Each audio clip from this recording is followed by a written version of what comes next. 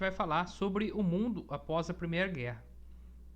Então, Primeira Guerra Mundial, um conflito que envolveu diversos países a nível mundial.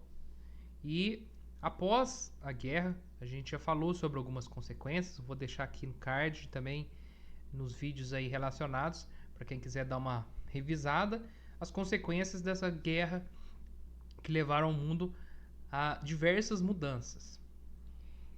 E após a Primeira Guerra, o mundo, como eu disse, modificado por ela, também aí deixou resquícios dessa guerra que futuramente, naqueles anos posteriores ali, levariam a gerar novos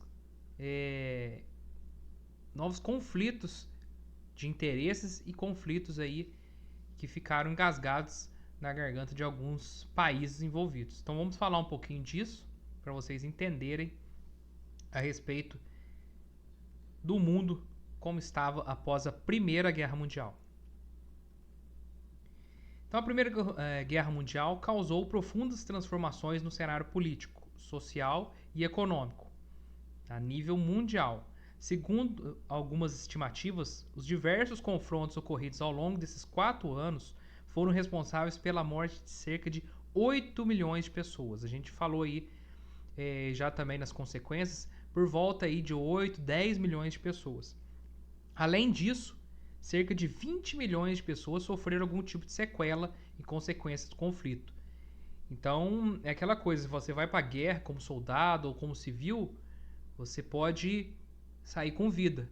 Mas dependendo de onde que foi o ataque, o que aconteceu, você pode sair com uma sequela de guerra. Você pode ter perdido um braço, perdido uma perna, problemas psicológicos, né, causados pelo próprio período da guerra, né, aquela pressão toda. Então, juntando aí tudo o que ocorreu, tanto em mortes como aqueles que tiveram algum tipo de sequela, são mais de 30 milhões de pessoas envolvidas aí, entre mortos e pessoas com problemas. Paralelamente a isso, os prejuízos econômicos trazidos aos países envolvidos foram enormes. Tirando ali os Estados Unidos, que entrou na guerra para ajudar Inglaterra, França a combater os alemães e o Império Austro-Húngaro, que não foram atacados, no caso os Estados Unidos não foram atacados diretamente, eles se sobressaíram, saíram como uma grande potência pós-Primeira Guerra. Mas os outros países envolvidos, Alemanha, Inglaterra, França, todos foram devastados de alguma forma pela guerra. Então vamos ver aí alguns conflitos e algumas situações aí envolvendo esse período. Então, com o fim da guerra e o reordenamento político mundial, a Europa perde a supremacia. Quem se torna o grande protagonista mundial? Os Estados Unidos. Vai ser a grande potência mundial. Comunismo ascende na Rússia. Falamos disso, vou deixar aí também para vocês verem a respeito da Revolução Russa. A Rússia já tinha saído da guerra, foi resolver os problemas dela. E conforme ela foi se estruturando, ela foi se tornando uma grande potência também. Foi ascendendo um novo sistema aí econômico mundial, socialismo / comunismo. Pós-guerra é marcado por uma forte instabilidade econômica e política. É lógico, agora vão ter que se reerguer esses países. Então mudanças profundas vão ter que acontecer nesse período. E aí começam a definir-se os regimes autoritários. Isso aqui a gente vai ter uma aula específica sobre isso, que já falará sobre esses regimes autoritários ou totalitários. Aqui as imagens só para representar aí o fim da guerra, né? Derrota da Alemanha, chegou finalmente a hora do triunfo. Isso aqui é uma notícia de jornal brasileiro, do jornal O Capital. Aqui o fim da guerra e o pessoal comemorando. Continuando, a Europa. Falando da Europa em específico após a guerra. Cerca de 1/3 das riquezas acumuladas pela Inglaterra e França foram perdidas na Primeira Guerra. Olha o prejuízo. O parque industrial europeu foi quase reduzido pela metade e o potencial agrícola sofreu uma queda de 30%. É lógico, né, gente? Ataques é, por terra ou ataques pelo ar, destruindo as cidades, é lógico que também ia destruir é, as fábricas, regiões onde eram polos industriais ali foram destruídos também. E o campo também sofreu, não só com a devastação, mas também com o número de pessoas que trabalhavam. Então reduziu, né, o potencial agrícola dessas regiões. A Europa deixava de ser um grande símbolo de prosperidade capitalista, estando atolada em dívidas e observando a desvalorização de suas moedas. Foi a partir de então que os Estados Unidos alcançaram a condição de grande potência mundial. Por quê? Palavrinha importante aí nessa parte. Símbolo aí de prosperidade capitalista era a Europa. Só que agora ela está afundada em dívidas. E ela, para se reerguer, ela vai precisar de capital, dinheiro, para começar a se reconstruir. Quem tem o dinheiro agora? Os Estados Unidos. E os Estados Unidos vai emprestar dinheiro, vai ajudar na reconstrução da Europa. Interessante aqui, só um parênteses aí, vocês se lembram que a Inglaterra colonizou aqui na América do Norte, que futuramente, com o passar dos anos, se torna os Estados Unidos. Ou seja, o pai dos Estados Unidos, entre aspas, Inglaterra, que foi o que colonizou aqui na América, o filho, Estados Unidos, deu frutos, se tornou uma grande potência e agora está ajudando, entre aspas, o pai, aquele que o colonizou. Então, o que antes era a colônia se transforma num país forte e agora ajuda aquele que o colonizou. Continuando.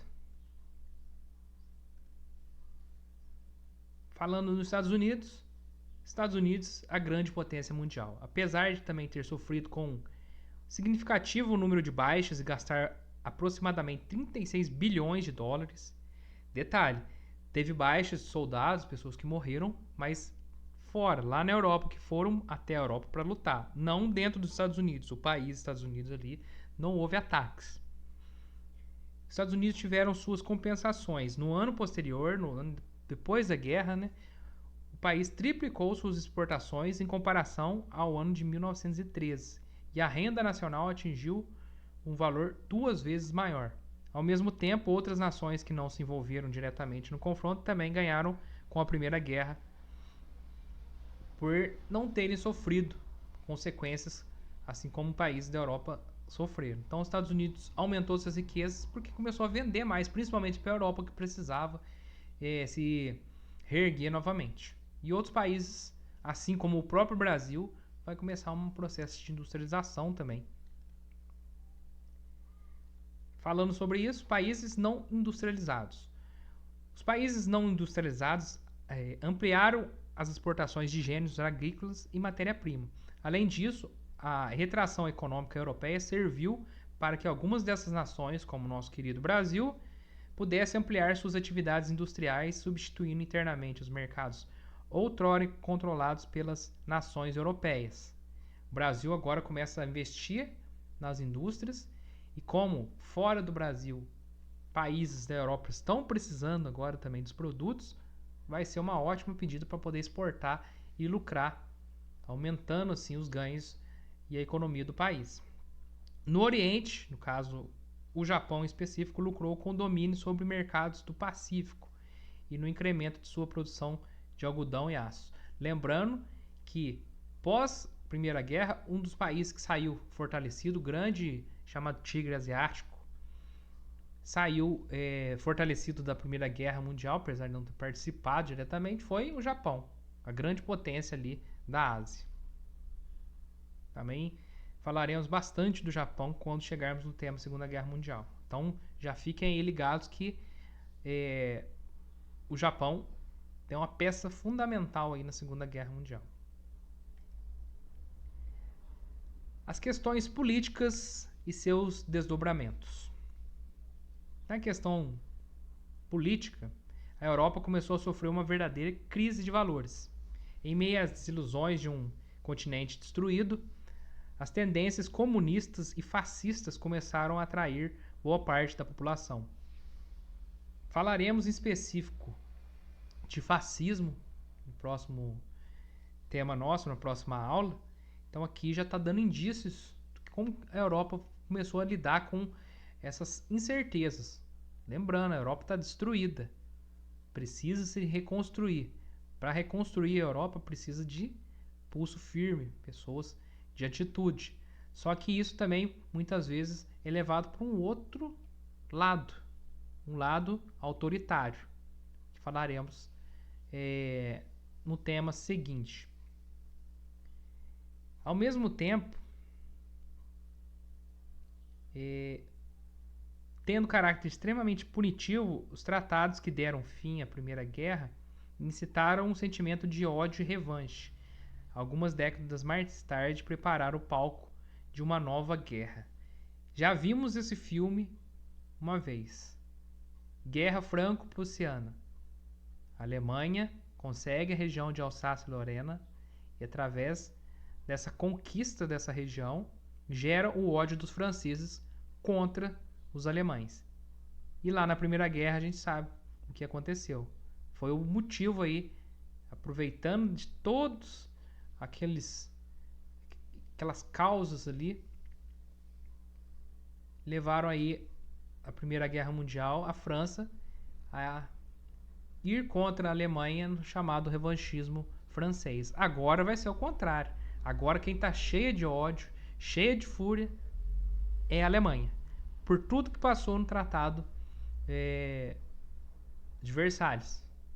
Praticamente foi acusada de ser culpada de tudo. E agora a Alemanha, com esse processo também aí autoritário, totalitário, principalmente por um partido que irá surgir nesse período aí, que é o Partido Nazista, socialista, depois a gente vai falar, vocês vão entender como que foi esse processo também. E aí já é digamos, o pontinho ali, começo da corda que vai ser puxada para chegar também à Segunda Guerra Mundial. Então a aula de hoje foi essa, pessoal. Agradeço a todos vocês. Aqui um geral de como estava o mundo, porque estamos preparando terreno para falarmos aí da Segunda Guerra Mundial. Quais os motivos que levaram a esse conflito. Então já está tendo ideia do que está acontecendo. Um abraço a todos. Meu muito obrigado. Fui!